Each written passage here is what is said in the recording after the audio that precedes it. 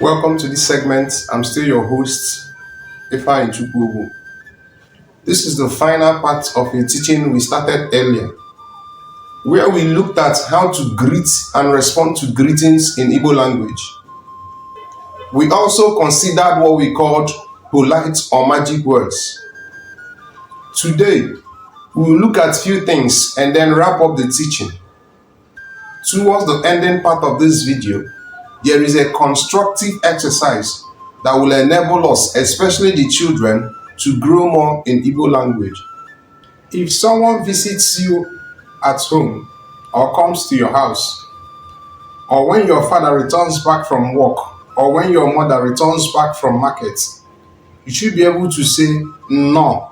Nnọọ means welcome. Nnọọ means welcome. Then goodbye means na-agbo or jee nke ọma. When you want to tell your mommy bye, you should say it this way in Igbo language. Nne m jee nke ọma. Nne m jee nke ọma. So bye means in Igbo jee nke ọma. Whether you watched to part 1 or part 2 of this series, this is a quick recap of everything we did in part 1 and part 2. We talked about greetings. Ụtụtụ ọma means good morning. Ehihie ọma means good afternoon. Mgbede ọma means good evening. Kachifo means good night. Kachifo means good night. We also looked at how to respond to greetings. And we said that when you greet someone, the person will return a statement to you. For instance, when you greet your father, Ụtụtụ ọma nna m, your father will respond, Ụtụtụ ọma nwa m, kedụkwanụ ka ị mere? Ị ga-azaghachi, you will respond to your father, I am fine, adị m mma. So this is how it goes. First you greet your father, Ụtụtụ ọma nna m. Then your father responds, Ụtụtụ ọma. Then he asks you a question. How are you? Kedu ka ị mere? Kedu ka ị mere? Or kedu. You will respond back, I am fine. Adị m mma. Adị m mma. We also looked at magic words or polite words. First, please. We said that please means Biko. Please means Biko. Thank you means Daalụ or Imela. Sorry means Ndo.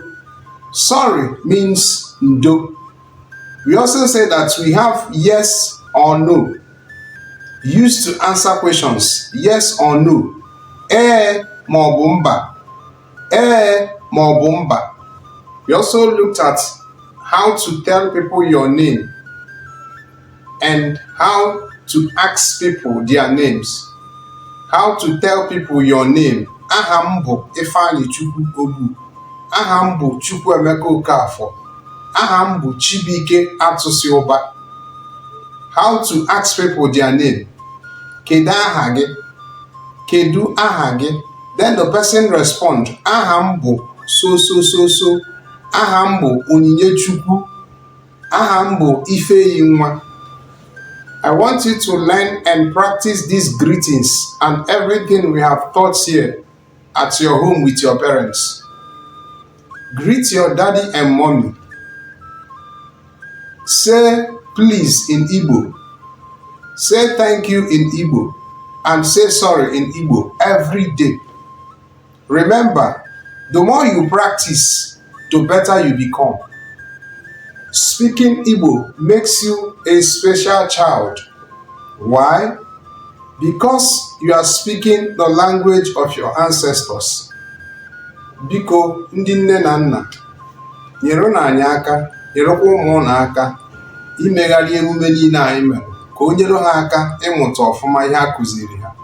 Mgbe ọbụla nwa gị ma ụmụ gị tetara ụra n'ụtụtụ, biko, gị bụ ezi onye nne, gị bụ ezi onye nna, chetara ha ụtụtụ ọma.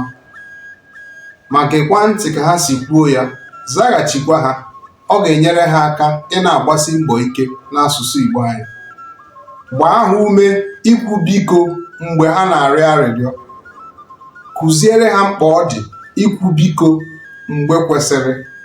Chetara ha ikwu daalụ ma ọ bụ imeela mgbe i nyere ha ihe. Mee mmegharị ee na mba site n'ịjụ ha ajụjụ dị mfe. Biko ndị nne na nna, mee mmegharị ee ma mba site n'ịjụ ha ajụjụ dị mfe. Tupu ha ehie ụra, gwa ha ka chi fo. Gekwa ntị ka ị nụ ọsịsa ha nyere gị. Ihe TV, ebe anyị na-akụzi ọganihu, ịdị n'otu, mmekọrịta na ọganihu nke omenala anyị. Please share, subscribe and like. Ka ọ dịnụ mgbe ọzọ.